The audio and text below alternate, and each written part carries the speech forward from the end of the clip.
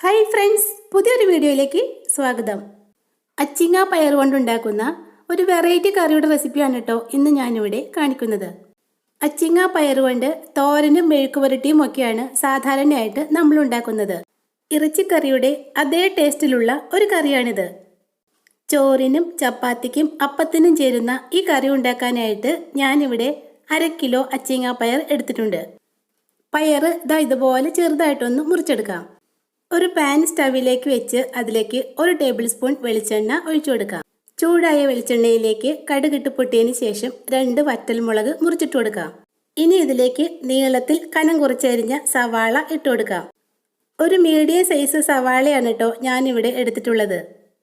സവാള നന്നായിട്ടൊന്ന് വഴന്ന് നിറമൊക്കെ മാറി വരുന്ന സമയത്ത് നമുക്ക് ചെറുതായി മുറിച്ച് വെച്ചേക്കുന്ന പയർ ഇതിലേക്ക് ചേർത്ത് കൊടുക്കാം.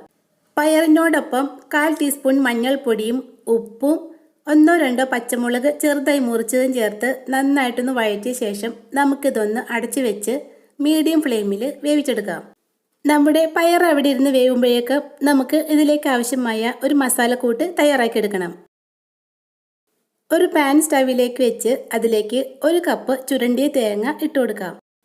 തേങ്ങ പെട്ടെന്ന് വറുത്ത് കിട്ടുന്നതിന് വേണ്ടി ഞാനിത് മിക്സിയിലിട്ട് ഒന്ന് കറക്കി എടുത്തിട്ടുണ്ട് കേട്ടോ. ഒരു ചെറിയ പീസ് ഇഞ്ചി നീളത്തിൽ കനം കുറിച്ചരിഞ്ഞതും 4-5 ചുവന്നുള്ളി നീളത്തിലരിഞ്ഞതും പിന്നെ കുറച്ച് കറിവേപ്പിലയും ചേർത്ത് വേണം തേങ്ങ വറുത്തെടുക്കാൻ. ഇഞ്ചിയും ചുവന്നുള്ളിയും കറിവേപ്പിലയും ഒക്കെ ചേർത്ത് തേങ്ങ നന്നായിട്ടൊന്ന് വറുത്തെടുക്കാം. തേങ്ങ വറുക്കുന്നതിനിടയ്ക്ക് നമ്മൾ വേവിക്കാൻ വെച്ച പയർ എന്തായെന്ന് ഒന്ന് നോക്കാം. നമ്മുടെ പയർ പകുതിയോളം വെന്ത് വന്നിട്ടുണ്ട്. ഇനി ഇതിലേക്ക് ചെറുതായി മുറിച്ച 1 കപ്പ് തക്കാളി ചേർത്ത് കൊടുക്കാം.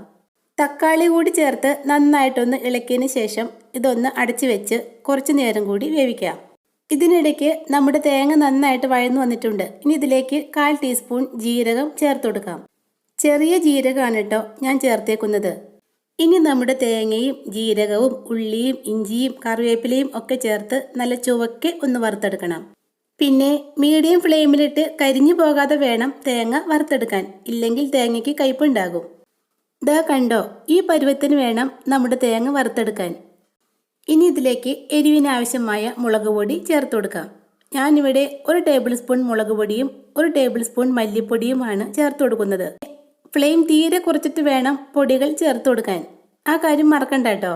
നമ്മുടെ തേങ്ങയും മസാലപ്പൊടികളും ഒക്കെ പാകത്തിന് വറുത്തെടുത്തിട്ടുണ്ട്. ഇനി നമുക്ക് സ്റ്റവ് ഓഫ് ചെയ്യാം. ഇനി ഇത് തണുത്തതിന് ശേഷം ഒരു മിക്സിയുടെ ജാറിലേക്ക് ഇട്ട് നന്നായിട്ടൊന്ന് അരച്ചെടുക്കാം. ഒരു തുള്ളി പോലും വെള്ളം ചേർക്കാതെ വേണം വറുത്ത തേങ്ങ അരച്ചെടുക്കാൻ, എങ്കിൽ മാത്രമേ കറിക്ക് നല്ല ടേസ്റ്റ് ഉണ്ടാവുകയുള്ളൂ. കണ്ടോ, ഞാനിപ്പോൾ ഒട്ടും വെള്ളം ചേർക്കാതെയാണ് തേങ്ങ അരച്ചെടുത്തിട്ടുള്ളത്. ഇനി നമ്മുടെ പയറും തക്കാളിയും വെന്തോന്ന് നോക്കാം. പയറും തക്കാളിയും ഒട്ടും കുഴഞ്ഞു പോകാതെ പാകത്തിന് വെന്ത് കിട്ടിയിട്ടുണ്ട്. ഇനി ഇതിലേക്ക് നമുക്ക് അരപ്പ് ചേർത്ത് കൊടുക്കാം. അരപ്പ് ചേർത്തതിന് ശേഷം കറിക്ക് ആവശ്യമായ വെള്ളം കൂടി ചേർത്ത് കൊടുക്കാം. തിക്ക് ഗ്രേവിയിലുള്ള കറിയാണ് കേട്ടോ എനിക്കിഷ്ടം. നിങ്ങൾക്ക് വേണമെങ്കിൽ അല്പം വെള്ളം കൂടി ചേർത്ത് കറി ഒന്ന് ലൂസാക്കി എടുക്കാം.